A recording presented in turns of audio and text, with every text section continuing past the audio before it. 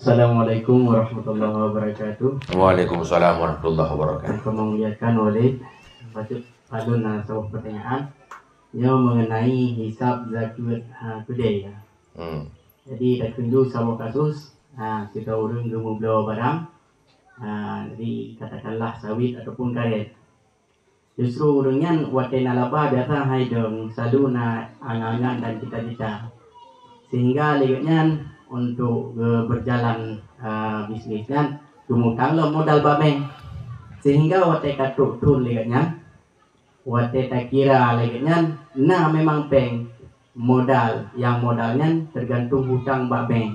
Jadi pakipan urangnya dalam berkeluarkan zakat puna wajib geputubi zakat ataupun hana, dan peng yang gemutangnya itu modal yang usahakannya mencapai nisab. Sekian, Assalamualaikum warahmatullahi wabarakatuh. Waalaikumsalam warahmatullahi wabarakatuh. Bukan assalamualaikum nyo tiap-tiap lonten yang balik.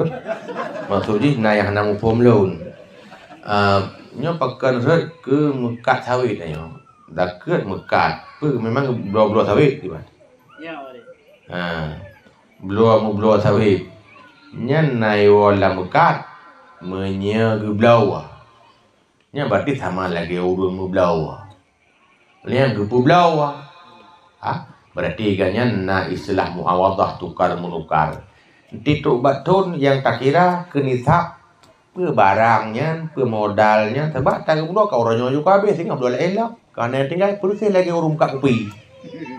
Urung kak kupi nya tidak hitung yang tu ya.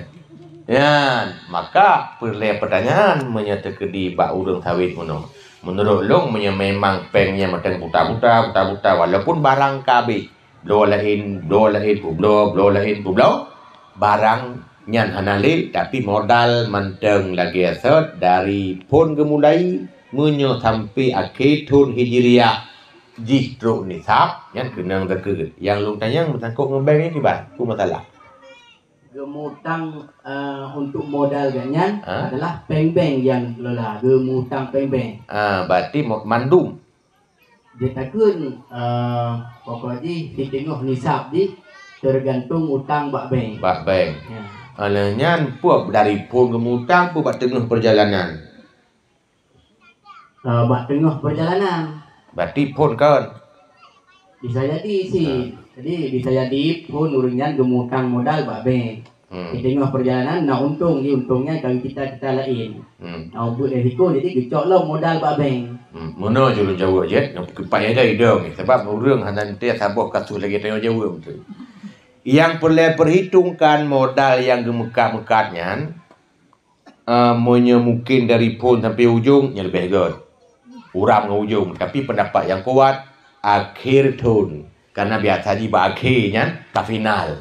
Inan berarti baku, dukna.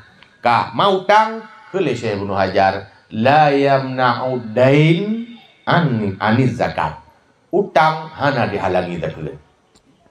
Nyanju ke jawaban. Ada bunuh, ke bak tengah, pokok yang jelas yang nisab ini. Karena tekun mutangnya ke tagonya. Tagonya mencara dengan mutang. Ya jelas apa yang bayu. Tagonya mati. Tetap iwa lam zakat menang pegah lam kitab Tuhfah Syekh Ibnu Hajar. Tidak menghalangi utang sebagai zakat. Ya mana? Kah? Wallahu a'lam. Muka kerelong.